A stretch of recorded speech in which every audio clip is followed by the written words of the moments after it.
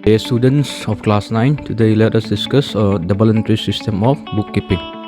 We shall discuss the meaning of the voluntary system, its advantages and disadvantages, and lastly, the importance of the voluntary system of bookkeeping. Now moving on to the meaning of the voluntary system. When we say the voluntary system, it means that a transaction will have a credit and a debit side to it. You should not look at only one aspect of the transaction. We have to look at the credit aspect and the debit aspect of a transaction or an account. So we can say that the voluntary system involves the debit aspect and credit aspect of the particular transaction or the account. Moving on, the voluntary system is a method of arranging accounts in such a way that the dual aspect or two aspect would be expressed by a debit amount and an equal and offsetting credit amount. That means a particular account will have dual aspect. That means two aspects. That is, one is the credit aspect and the debit aspect. It is a system in which we enter both sides of a transaction. For every debit there is a credit, and for every giver there is a taker. Now let me give one small example. When we go to the market and purchase goods, what we do is we spend money. That means money goes out from our pocket. In this way we are the giver and the taker of the money is the shopkeeper.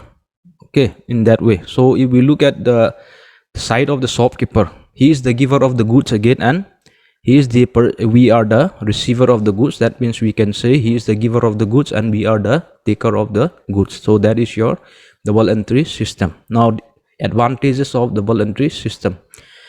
If we follow the voluntary system of bookkeeping, it becomes very easy to prepare trial balance and ledger accounts, and we will get more accurate and reliable position.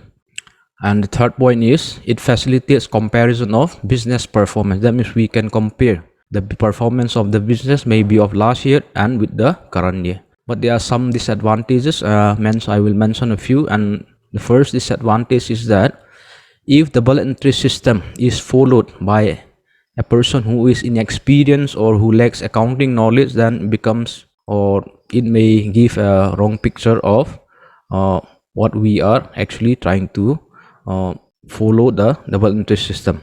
And it requires a set of books and lots of registers are to be maintained. So in this way it becomes difficult to maintain so many books and records or registers. So these are the two advantages of the voluntary system of bookkeeping. Now moving on to the importance of the voluntary system of bookkeeping.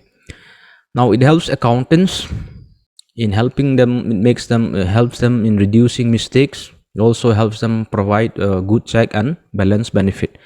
The double entry system methods give us more complete information about a particular transaction as compared to that of single entry method, as each transaction consists of both a destination and a source.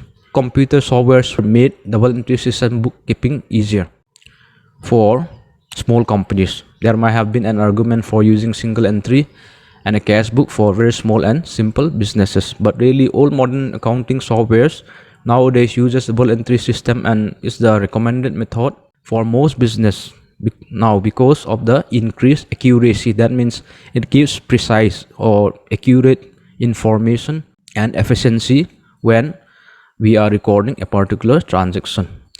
As for your assignment, I want you to answer these 4 questions. The first question being, state the meaning of double entry system. Question number 2, point out the advantages of the voluntary system by giving 2 points. Question number 3, give 2 disadvantages of the voluntary system. And question number 4, describe the importance of the voluntary system. Thank you.